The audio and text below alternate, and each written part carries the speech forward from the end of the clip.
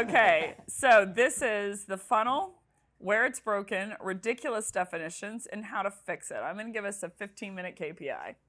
Okay. I want you to start on that. Yeah, start on that. Like, what do you feel? Why do you feel the funnel is broken, and where do you think it's broken?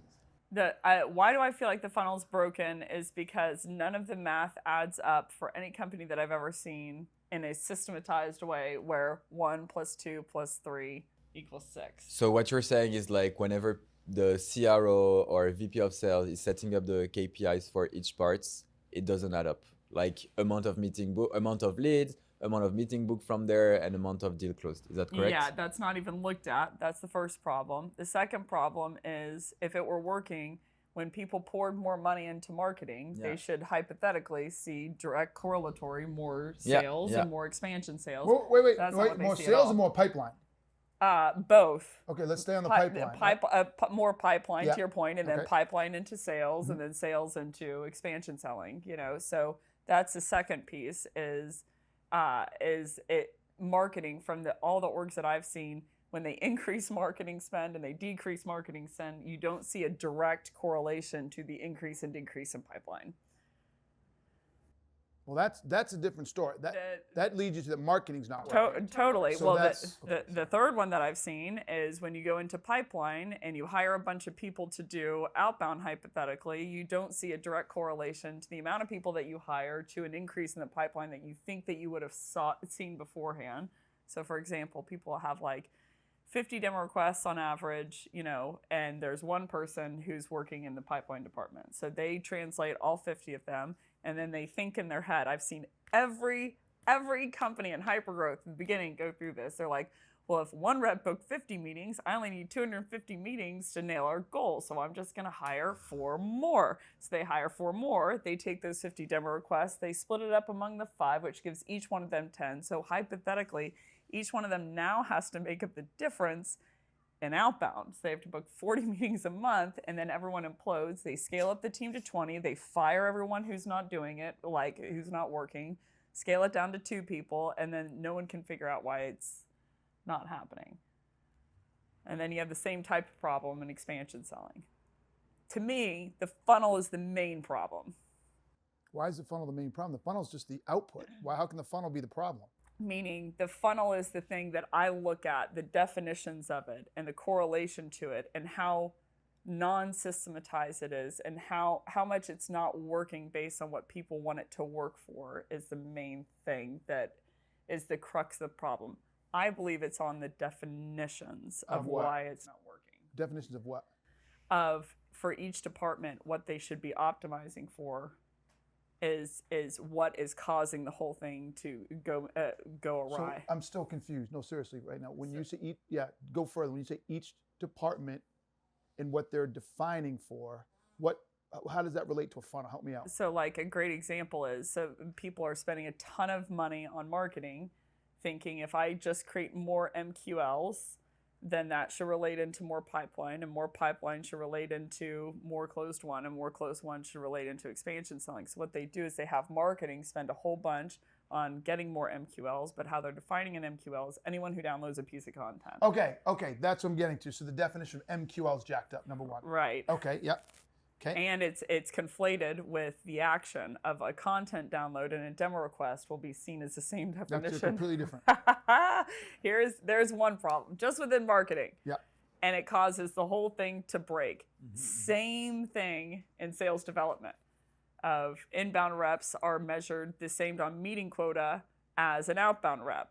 So an inbound rep, if I get 50 demo requests and I schedule all of them, I'm the bomb. If only 10 come in and I only schedule 10, they're like, well, this rep's not doing well. And it's like, well, they only got... But you can't judge a rep on inbound based on the number of inbounds they get because they don't get the inbound. This is not hard. I know. I have 95% of our business is inbound. Never once have I looked at Chris and said, you're not getting more inbound. It's that fucking job. I beat them up over outbound. That's their job. How that doesn't make sense what you're saying. How can people have jobs if they're thinking they're getting mad? How do you have a job? You're like, you didn't bring in more inbound. It's not his fucking job, asshole. I don't understand. And this is what's happening in every department. That's why I don't work in corporate America. Literally every department, Keenan, is jarring. And then they'll say, like, hey, the inbound reps booked 50 meetings apiece this month. Outbound, what the hell? Why'd you only book 4? And what would your answer be to that? Oh, wait. The booking, I will hold the inbound rep too. Right. So Sure. yes, but if you have inbound, Volume. you should have, to the volume, but it's more the ratio. So I will say, hey, inbound guy, my expectations, you should get, I'm making shit up out of the pie of the sky, 70% of inbounds, 70% of your inbound calls should turn into a meeting, right? The outbound guy, well, I can't make 70% because he's trying to, one is demand creation, one is demand reaction. So inbound is all demand reaction. Someone perceives they have a demand, a need, they call, you got to make sure you can find something and move them in. That should be 60, 70, even 80% conversion. Outbound is demand creation. That's a whole different ballgame. You know what that's like? It's Easter egg hunt versus Easter eggs being delivered at your fucking door. Totally. And you're just taking them inside. Yes, and so, and if here's another way of looking at it. When we did Easter egg hunts, I have no idea where I came up with this, but there would always be 2 or 3 or 4 golden eggs or some egg that had money in it. So in a inbound world, they delivered all these eggs at you, and you had to quickly find which one was a golden one. That was pretty easy. They just dropped, here they all are. Oh, there's the golden one. 2 trays down, found it. Outbound is, it's somewhere out here in the field. So, I found an egg. Oh, that's not it. Oh, I found an egg. Oh, that's not it. Oh, I found the egg. That's not it. To think that you have the same results from a conversion perspective is a joke. And was a so, dumb analogy. okay, the percentage though, what you're saying, I have advocated for that for years. And the reason I had to was because they were on volume. They're like, the inbound team's killing it, or the inbound team didn't do as well this month. And then they're comparing them to the outbound reps. So like, outbound reps only did 10 meetings and inbound did 60. Or I have literally sat at the table where someone said it was the main reason why I started doing content was this KPI system, was they look at a rep from inbound, and this company was based in Germany. So they had heavy marketing in Germany. And I manage APAC, EMEA, and LATAM, and the US. They're like, the EMEA team is killing it. And I'm like, it's because we're marketing a ton in EMEA. And so the VP of growth says, I'll never forget this. He looks at one of the reps and he's like, so you booked this meeting. Can you tell me the magic that you did that led to this? I'll never forget it. He was like, they requested a demo and I scheduled it. And all the rest of the reps are just looking at him like, I want to kill this guy. And it wasn't his fault. But that is the normal KPI system, is volume. When marketing spikes down, I look bad. When marketing spikes up, I look like I'm awesome. And then you're comparing him to the outbound rep. That was the best rant I think I've ever. Do you feel better? No, I'm saying that he went on. Because Okay. I agree with her. Oh my gosh, it was on KPI systems. Okay, I'm going to pass it to y'all for funnel. No, What are the biggest funnel issues you see? I agree with you. I just think like we've been very oriented toward like the problem, but not really like finding or explaining or giving a solution. So in my opinion, I think like I don't especially enjoy this funnel of like MQL, SQL, etc., because I believe that the incentives are so misaligned that it's very difficult for like someone to make it work, because everyone will always try to say that the lead is an MQL because they want to get their bonus, they want to get more money, etc., So I think the entire funnel overall is broken. I just don't really see, like, unless you are working. I think like for me the funnel can work when everything else is working fine, you know. So it's like if the company is really growing fast and everyone's happy, people are not gonna look that much to the funnel, you know. Like they're gonna just say, yeah, it's fine. Okay, maybe it was not an MQL, but that's fine, you know, because everyone's hitting their quota, so we're really happy. But the issue is like when shit hit the fan or when the recession starts, you know, it's like it's You heard a French guy go, when did she hit the fan? Shit hits the fan. Yes. Caca en el ventilador. I love you too. No, so yeah, for me, I think like I don't think we have a really clear solution about it, to be honest, unless we incentivized everyone on the end goal. I don't think we will ever have, and I know you don't like it because I know like what you're gonna say. I know you wanna measure marketing on their action. You wanna measure people so they can improve, and I agree with what you're saying. But I just feel like, in my opinion, the objective for marketing should be growing revenue. The key results for marketing should be to generate more leads, more signups, more inbound demos. Key results are the things that are getting you fired or stayed in the company. Objective are the things that are gonna get you your bonus or not. So for me, that's how I would structure it. So it's like the objective is something that's common for the company, which means that no matter in which department you are, the objective is common. So if the objective is growing revenue, which I think is the same for many companies, your sales, your customer support, etc., should get their bonuses based on that, based on the increase in revenue. And people should stay or go based on their key results. And for me, this is the only way I think we can fix the funnel. I would get a witness? I would add one thing in a specific case. That might work. I still think that there are limitations to it. They are for sure. Thank you for saying that. For SMB, but specifically, What's the limitations? The limitations is because it's everyone's goal that you'll see people not have ownership. If it's kind of like a group. But that's why for me it's super important to have this. You grow or you go. Like you don't hit your key results, which are like personal thing that your manager believes that can drive more revenue. If you don't hit that, you're gone, because it's your job. And for me, the biggest issue I have with this is like, if you have people in your team who are just, because the goal is so big and like it's spread out across the entire department, they're just gonna lay back and chill. You should just fire these people. Like they're not, like it's just, there's not the right people. So the thing that I would add into it, I'm not saying no. Please say yes. The other piece of complexity is specifically when you get to enterprise, of like, it's just not doable. Now, why is it not doable? Because the departments are so big, they need a departmental goal. They have to have one. Now, what do you mean by, okay, yeah. So the solution, from my perspective, which I've seen work extremely well, is that you give them a goal, a departmental goal, and an individual goal, but it's, I think the definition is what's wrong. So for instance, for marketing, I'm not saying you shouldn't be measured on MQL.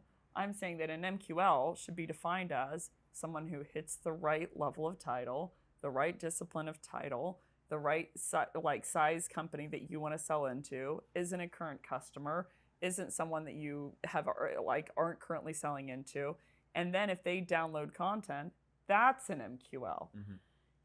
And for sales development, like the KPI, to Keenan's brilliant point of what percentage of people that requested a demo actually got a initial discovery call that you didn't get a true overt reason response that they were disqualified. And I'll give you an example. When I was selling into sales VPs, conversation intelligence, sometimes they'd be like, well, we speak French.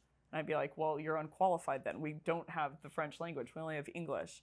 But optimizing for getting that response from someone, like basically they should be after getting in front of someone and getting that response. But point being, for each one of those, and I created a 17-page document yes, you did. called Curing the Funnel with so many definitions. I think what you need to do is shift the definitions and, to your point, introduce some overall accountability of like to the revenue goal. If we unlock that, then we unlock our individual KPIs. I think you're both arguing the same point, but you're operating from a binary perspective. I agree with Guillaume in that every person in a company... Keep going. Me too. Every person in a company has to have a set of goals to define their job that leads to why we're in business. But that doesn't preclude us from measuring the things that you talk about. So you need to measure your percentage rates. You need to measure your conversion rates. You need to measure the number of deals you set up, whether inbound or outbound. So you measure it all and you look at it and you can coach to that. But you're incented and paid on broader company level goals. I've seen massive results when you KPI them on it. You pay them for it. I'll give you one example, and then we'll close out.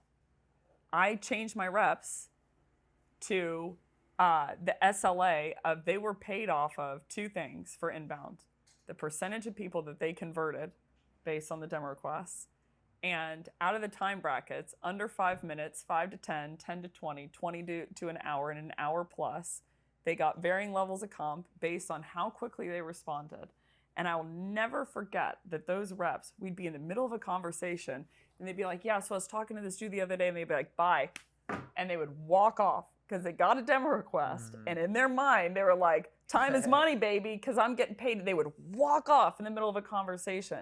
So I agree with you. I think there's a lot of things that we can metric. I think you're both right. Like, everyone on the couch is right. I think you metric all of it. To me, the thing that you want to drive, that's what you pay for. And then you But okay, yep. keep going. No, go. I'm done. Go. What were you going to say? The assumption is if they do all those things, it'll drive the revenue at the end. Right. If it doesn't, it now sits on management's job to make the change again. Whereas if you measure those metrics and the number's not moving at the end, so each person is given a number in that situation, then my expectation SDR is going to be behind X amount of dollars in revenue. And if that isn't made when they pick up the phone right away or they do this, then they're going to stop being creative. Like, that shit ain't working. I better figure something else out because that number's not happening. If you metric at that level, they're going to keep doing it, whether or not that turns into revenue. And I don't need someone doing shit and getting paid on shit that's not creating the downstream goal. Totally. That's why my job as a leader in my head was to find the right metrics. So I think, so yes, and that's because you are one of a kind, 24/7, sleep like that. That's too much to add. You don't get the creativity and uniqueness of all the employees when you push things like that or you put things like that only on management, right? When we're trying to solve the problem and you have allowed different people or an environment with different people, like, well, getting this right away isn't working, but I noticed making a peanut butter and jelly sandwich at 9 o'clock works. No one else ever thought about that. And so now that person did that, now we can spread that. So I just believe in creating environments where you can maximize the creative thinking of everybody, not just a small group of people. Yeah, I love what all of y'all said. Larry's the best guy. He loves everybody. Nah. Good stuff. But I look at it in terms of the funnel alignment. Just making sure that everyone is aligned. Everyone's accountable. I mean, I don't know if we're stuck on the letter A, but we're going to take some action. So, I mean, just looking at the funnel, and I think the question you asked is it broken? Was that the question you asked? Why is it broken? Yeah. Lack of alignment. Why? Totally. What's one tip you could give to leaders to align it? And then we'll close out. One tip to align? Yeah, if you were looking at the entire funnel, what's one tip of how you would align all? Well, one tip is let's make sure everyone is metriced on that end goal, on revenue. Everyone has skin in the game. Everyone. So that you know that everyone is driving for that one shining moment. We're going for the gold. So that was it. Anything else to say? You look I'm upset. good. No, I'm not upset at all. Let's go. Great job. That was good. Hallelujah. Green Room Candor.